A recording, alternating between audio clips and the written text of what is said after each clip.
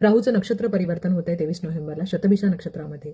आणि या काळामध्ये आपल्या आयुष्यामध्ये काय होणार आहे प्रत्येक राशीनुसार, कारण हे जे शतभिषा नक्षत्रामध्ये जेव्हा राहू जातो तेव्हा खूप साऱ्या अशा गोष्टी चेंज होतात. कारण जसं मी तुम्हाला सांगितले मागच्या रीलमध्ये की गोचर गुरुचं झालेलं आहे आणि गुरु हा अतिचारी आहे. त्याचबरोबर जेव्हा मिथुन राशीमध्ये गुरु जेव्हा बसणार तेव्हा गुरु इथे बसून राहूला पाहणार.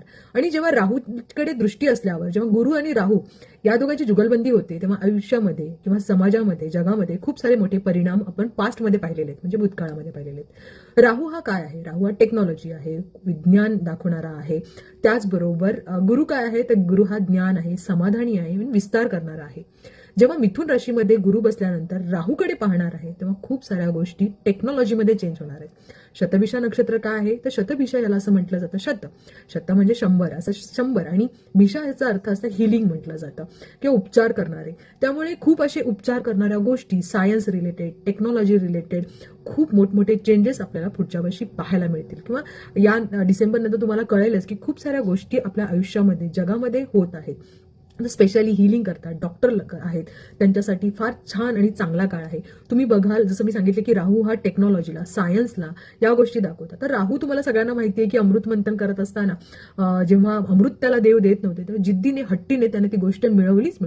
राहू तसाच आहे, जोपर्यंत मला मिळत नाही तोपर्यंत तो काम करत असतो. त्यामुळे खूप वेळा असं पाहायला मिळेल की खूप साऱ्या गोष्टी आपल्या आयुष्यामध्ये चेंजेस होणार आहेत. त्याचबरोबर तो राहू हा कुंभ राशीमध्ये बसलेला आहे. कुंभ राशी ही शनीची. कुंभ राशीमध्ये राहूला कोलॉर्डच म्हटलं जातं, म्हणजे थोडक्यात राहू हा शनीसारखाच व्यवहार करतो.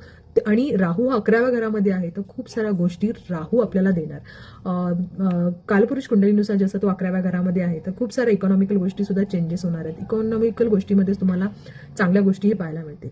1 जून नंतर जेव्हा मिथुन राशी सोडून गुरु कर्क राशीमध्ये जातील 2026ला तेव्हा मात्र राहूकडे दृष्टी नसणार, म्हणजे राहूवर त्यांची दृष्टी नसणार आहे. त्यावेळेला एक वेगळा काळ असेल, त्याचा नक्कीच मी रील बनवेल.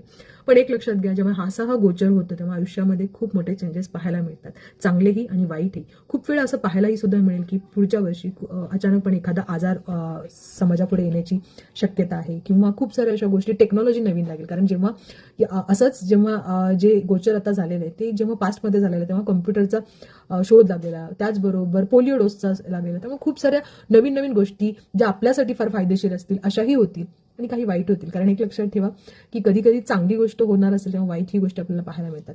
त्यामुळे खूप वेळा असं पाहायला मिळेल युद्ध होण्याची शक्यता पुन्हा एकदा दाखवते. मोठा आजार पण पुन्हा एकदा येऊ शकतं, एखादा आजार येऊ शकतो आणि त्यानंतर अशा खूप साऱ्या गोष्टी चांगल्या वाईट पाहायला मिळतील. जर तुम्हाला प्रत्येक राशीचं गोचर हवं असेल तर मला नक्की कमेंट करा, नक्की अभ्यास करून मी तुम्हाला या सगळ्यांचं गोचर आणि प्रिडिक्शन नक्की देईन.